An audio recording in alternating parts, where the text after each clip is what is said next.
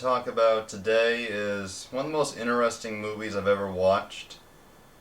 It's an art film called Slacker.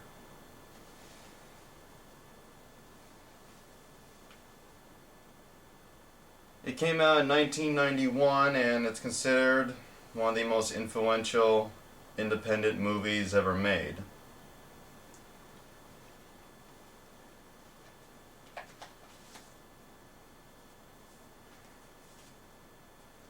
It was written and directed by Richard Linklater, who is a very well acclaimed independent filmmaker as well as mainstream director.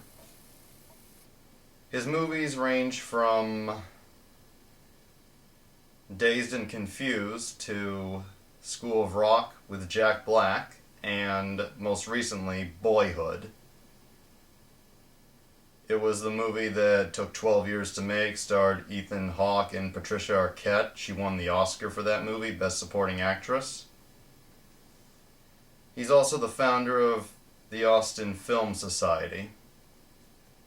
And the movie Slacker, well, it's a very hard movie to describe. Essentially, everyone has said this, it has no plot. And after watching it, yeah, I can vouch for that. I can vouch for it really doesn't have much of a plot. But it's not in a bad way. The movie pretty much...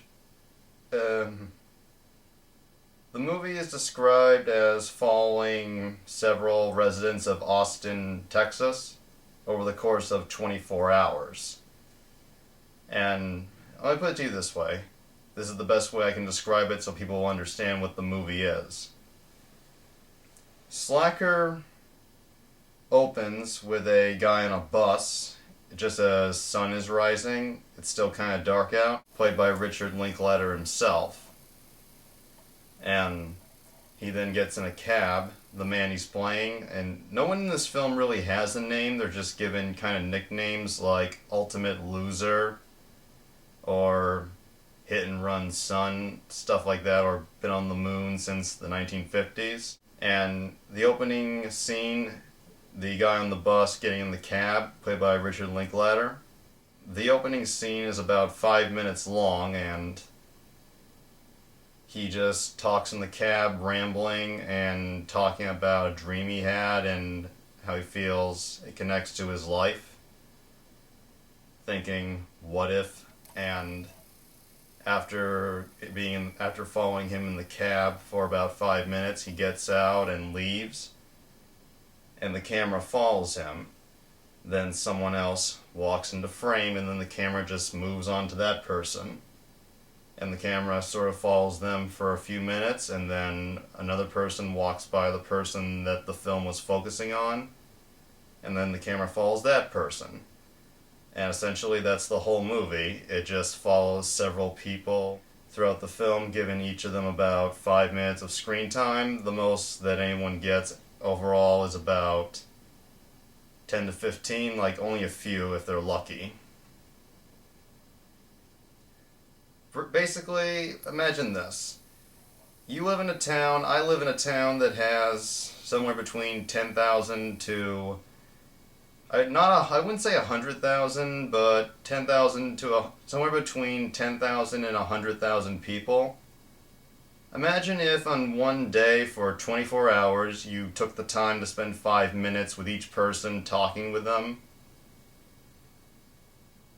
Just, having conversation, trying to, well, not get to know them, but just having conversation about anything or something that means something to you or to them. That's what Slacker is. It's just taking the time to give each person in Austin, Texas, kind of 5 minutes of the day. And I think what makes the film work, it does have the feel of an art film, and it has some dramatic moments and then some funny moments. Essentially, it feels very real. Some of the conversations, some of the characters, some of the things they do, I'm not sure how realistic they are, but it feels pretty real for the most part, like real life, as I said, if you gave everyone in your hometown 5 minutes. And a big theme is like when the camera's following someone and then someone walks by and it follows that person, sometimes someone who's been focused on, another person comes in and they just walk up to said person and then they converse with them and walk with them, even though the person that they walked up to they don't know and they never hinted that they wanted to talk to them, and this other person just kind of babbles or yaps at them and tries to make a point about what they're thinking.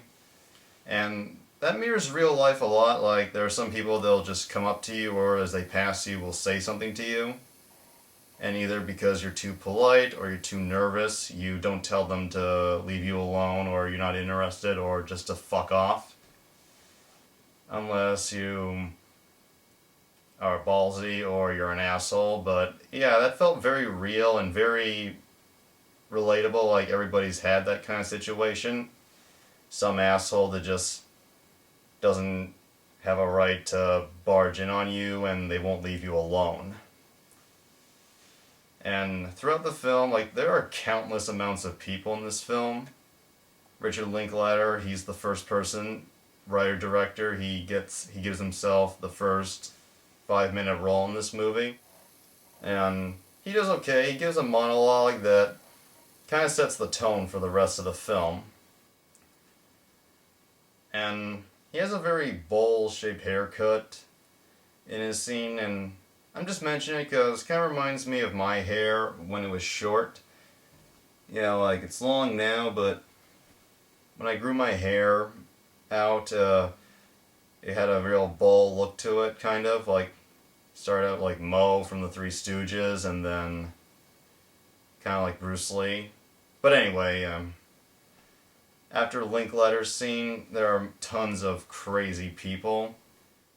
Here are the people that the film decides to give to us. This couple is talking on a city street and this woman walks up to them, and it's actually the character on this cover. And for years I saw this cover and I thought it was a boy. It's actually a woman. No problem there. But this woman, she walks up to this couple and she takes out this jar with this bluish liquid, and she says, and she has a very raspy voice, and with her face, she still comes off as kind of boyish, but she says, "This is Madonna's pap smear." And she takes it out and claims that it has 2 pubic hairs in it. And she's trying to sell it to them. It's like, "You want it? I think I might sell it." And this couple is uncomfortable. They're just nodding and being like, "Wow, that's interesting," and just trying to talk her off until she gets away from them. And there's a scene where this guy goes into a coffee diner to get some coffee, and there's this pretty shook up looking woman who in the credits is credited as traumatized yacht owner, and she's sitting at the counter in the diner just scribbling down a bunch of bull on paper, and she keeps mumbling, and she looks like she is either gone she looks like she's either gone days without sleep or she really has been traumatized by something. And she keeps mumbling and she rambles at anyone that comes across her in her path. And this guy who's sitting across from her, he's uncomfortable and he never talks to her, really looks at her until she suddenly frowns at him and says, "You should stop traumatizing women with sexual intercourse. You should stop traumatizing women with sexual intercourse. I should know, I'm a doctor." And got the feeling when I first watched it that maybe this woman had been raped, or either a long time ago or recently, and I don't know, because it never goes into her, it just shows her for about 5 minutes.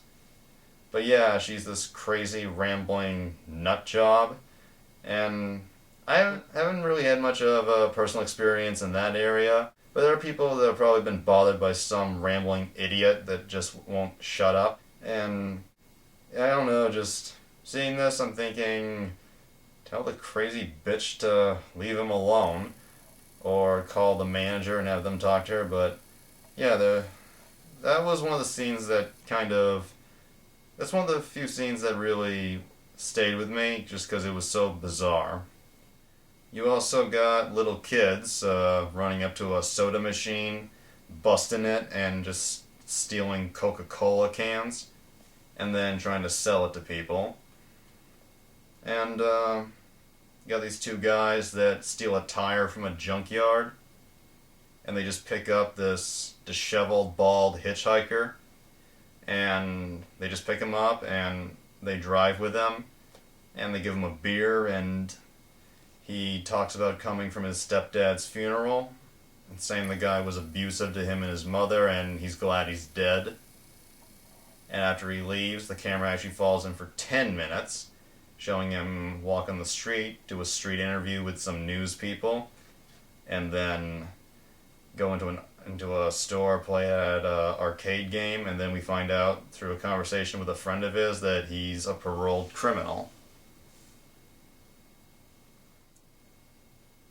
And very early in the film, this woman is run over by a car, and then the camera pans down the street to show that the person who ran over was her son.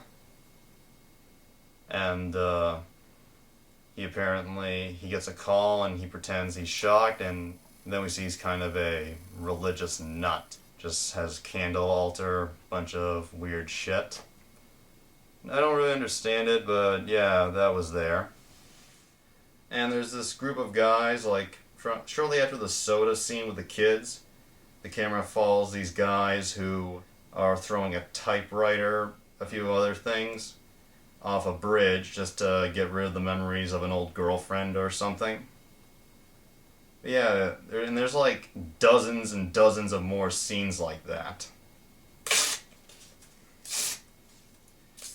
But one particular scene that really stuck with me was this guy who's in this house, and he's wearing a muscle shirt, and this old man and his daughter come home, and this guy just holds a gun on them, and the old man convinces him not to use it, and the guy is obviously a sensitive guy, just doing what he has to do to survive, and the old man offers to take him for a walk, and he actually talked him down, and you think this guy is a wise old man that could help him.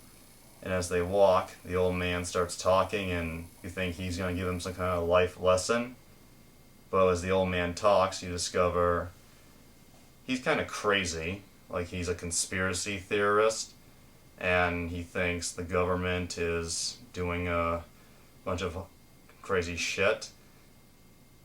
And I really like that because it started out making you think that this guy was sane and he was helping this desperate guy who doesn't know any better. Then it turns out the old man really doesn't know any fucking better.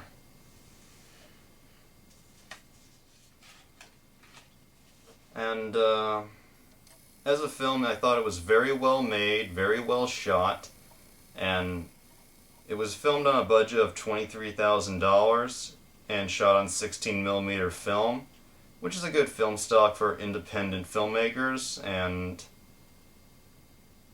filmed in Austin, Texas, obviously, and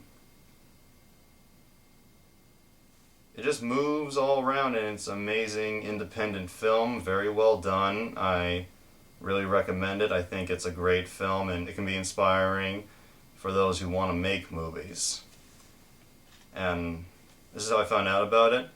It inspired Kevin Smith to be a director and eventually make his $27,000 film Clerks. And I'm a huge Kevin Smith fan, and so I guess thank you, Richard Linklater. But there are those who don't like Kevin Smith. like an uncle of mine, so for them, fuck you, Richard Linklater. I just said that for him. But yeah, I thought Slacker had a lot, and it's very well made, covers the city, has a huge, incredible cast, and the transitions it has from character to character are pretty amazing. The only transition I didn't like, that I didn't think was good, was towards the end, where these people go to a nightclub and the camera suddenly becomes all fuzzy and colored, and it fades out, then it cuts to much later in the club with some other people, and I didn't like that just because it didn't follow the following anyone who drifted in phase. But other than that, I thought it was very well done, very well shot, had amazing, realistic, relatable characters, and it was just a very well done movie.